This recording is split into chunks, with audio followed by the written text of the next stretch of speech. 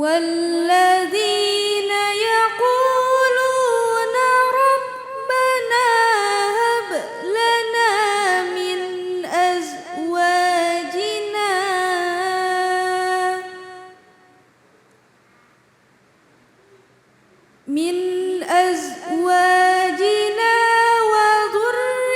وذرياتنا قرة أعين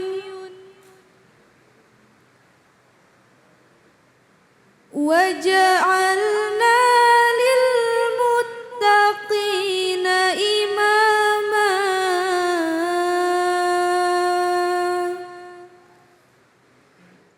صدق الله العظيم.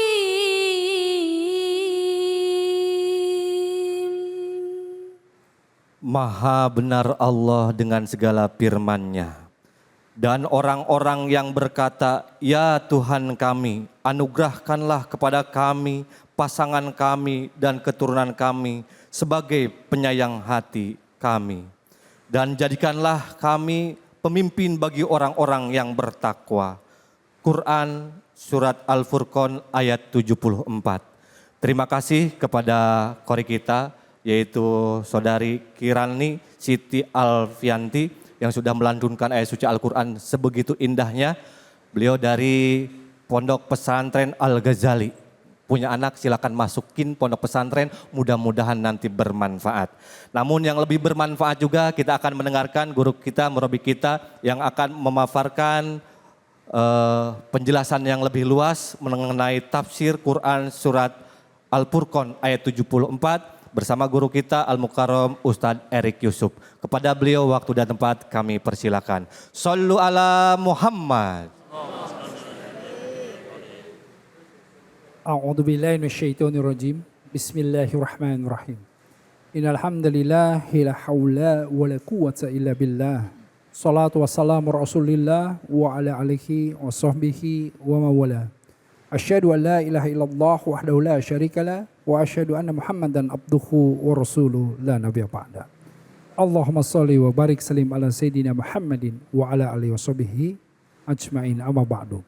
Salam yang terbaik, salam para malaikat kepada para calon penghuni surga semuanya insyaallah. Assalamualaikum warahmatullahi wabarakatuh. Waalaikumsalam warahmatullahi wabarakatuh. Alhamdulillah, jika kita melihat ayat yang sudah sangat populer, ya, sangat populer dan sering kali ya di dalam setiap saat setelah sholat kita selalu ya mendawamkan doa ini, di mana kita memohon kepada Allah, Rabbana hablana, ya Allah, kita ini memohon dengan kesungguhan hati bahwa sesungguhnya ketika kita memohon dengan menyatakan bahwa wahai Rabb, kalau di dalam tafsir Ibnu Katsir salah satu pemahaman Rabb ya, di mana secara singkat kalau kita lihat satu akar kata dengan tarbiyah ya, kata-kata Rabb ini di mana Allah yang mempunyai sifat yang merawat segala sesuatu yang ada dengan penuh dengan kasih sayang. Di mana kata tarbiyah itu artinya tidak hanya memberikan ilmu, tidak hanya memberikan sebuah merawat dengan mengembangkan pemahamannya, tetapi juga menjadikan anak itu atau makhluk itu menjadi bisa berdiri sendiri, bisa kemudian melakukan berbagai hal-hal kebaikan, ya. Dan inilah yang kemudian kita nyatakan di dalam doa tersebut. Rabbana hablana min azwajina wa dzurriyyatina qurrata ayun waj'alna lil muttaqina imama. Jadi kita memohon kepada Allah, Rabb semesta alam yang selalu merawat semesta alam ini dengan penuh kasih sayangnya, dengan rahman dan rahimnya, ya, agar supaya memberikan kita pertama adalah keluarga, istri, ya, anak-anak yang kemudian menjadi apa? Menjadi qurrat ayuni, yang menjadi penyejuk hati, yang menjadi penggembira, yang membuat hati ini menjadi tenang, menjadi sakinah karenanya. Ya. Dan dengan itulah sebetulnya harta ya yang tidak ternilai harganya. Kalau kita lihat kembali lagi begini. Sifat Rabb di mana hari ini misalnya Allah menjaga jarak matahari ya itu terus berada di porosnya. Jika seandainya 1000 mil lebih dekat, kita akan mati terbakar karenanya. Jika 1000 mil lebih jauh saja kita akan mati karena kedinginan. Nah Allah dengan Rahman dan Rahim itu menjaga terus yang namanya jarak matahari agar terus memberikan manfaat kepada kita semuanya. Begitu pula bagaimana darah yang mengalir karena degup jantung kita yang kemudian darah itu mengalirkan membawa oksigen terus ke dalam otak kita dan mengatur seluruh metabolisme di dalam tubuh kita. Allah lah yang kemudian merawat itu semuanya. Dengan kasih sayangnya Allah lah yang secara otomatis kita mata ini berkedip, kita kemudian tidak merasa kemudian pedih karenanya dan lain-lain. Nah itulah Rabb. Dan kita memohon kepada Allah, Rabb, Allah yang mempunyai sifat seperti itu agar supaya kita diberikan apa? Tadi, Rabbana hablana min azwazina. Kita memohon bahwa, ya Rabb, kalau kita lihat, kita memohon istri. Ya. Di dalam surah Ar-Rum misalnya ya, di mana disebutkan wa min ayatihi an khalaqalakum min anfusikum aswajal litaskunu ilaiha. Bahwa kita itu salah satu tanda kebesaran Allah itu dengan apa? Dengan kita diberikan pasangan-pasangan ya yang dari jenis kita manusia. Coba kalau manusia dipasangkan dengan yang lainnya. Oh na'udzubillah min dzalik, ya kan? Manusia pasangannya dengan manusia lagi. Agar apa? Agar muncul yang namanya apa? Litaskunu ilaiha. Yang namanya sakinah, ketentraman di dalam hati. Nah, ini pula yang kalau kita pahami di dalam tafsir yang lain. Kalau kita tadi baca ya, ada yang disukunkan. Sukun atau sakana atau sakan. Itu kalau kita baca itu artinya kemudian tetap, diam. Ada yang dimatikan. Sakinah dalam pemahaman antara suami dengan istri. Kegelisahan hati suami, kekhawatiran hati istri misalnya ya. Ketakutan, kecemasan dan lain-lain itu disukunkan, dimatikan. Itulah yang membuat hati ini menjadi tentram. Karenanya sakinah atau sakana juga bisa diartikan stabil. Di mana ilustrasinya seperti perahu yang kalau diombang-ambingkan oleh ombak, dia tidak tenggelam. Karenanya dalam rumah tangga boleh jadi masalah ada yang besar ada yang kecil, tetapi perahu ini tidak tenggelam. Nah inilah yang membawa sakinah atau ketentraman tadi. Nah azwaja litaskunu. Kalau kita kembali Rabbana hablana min azwazina wa zuriyatina. Zuriat. Dan kita memohon anak-anak. Sebagaimana tadi di segmen pertama kita lihat, ya Allah ya Rabb, na'udzubillah min dzalik. Jangan sampai anak-anak kami, anak-anak kita semuanya itu mempunyai adab yang tidak baik. Karena kita memohon kepada Allah yang maha merawat. Allah Rabb yang tadi, yang dengan kasih sayangnya, yang dengan Rahman Rahimnya, itu memberikan anak-anak sebagai apa? Sebagai penggembira, sebagai penyejuk hati kita, yang menenteramkan hati kita. Nah dari sana kita memohon, ya Rabb. Coba lihat, ketika anak-anak ini ya, yang pertama kali kemudian kita diberi amanah. Itu bukan kemudian bagaimana sekolahnya, bagaimana pekerjaannya nanti, bagaimana. Bukan itu, tapi kita diberi amanah oleh Allah untuk apa? Untuk mengenalkan, untuk memasukkan tauhid ke dalam hatinya. Amanah yang diberikan kepada kita adalah apa? Untuk agar supaya anak kita menjadi anak yang soleh-solehah, yang menanamkan di dalam hatinya tauhid, mengenalkan Allah Azza wa Jalla.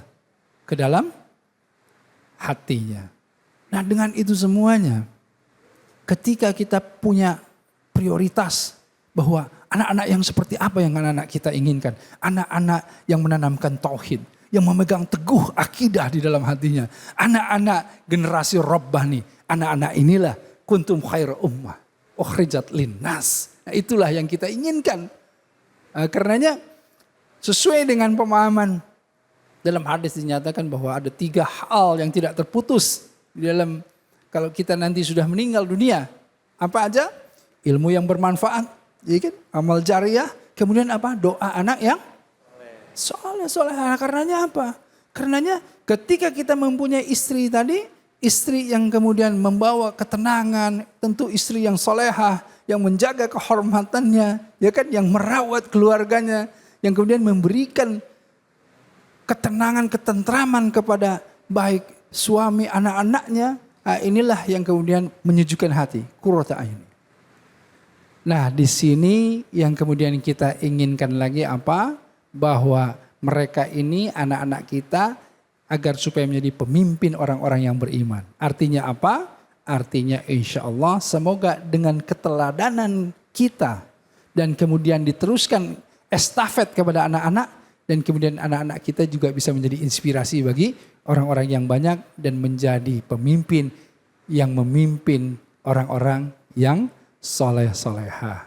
Insya Allah. Insya Allah, amin ya Allah ya Rabbal alamin. Ini Bapak Ibu semuanya khusus semua.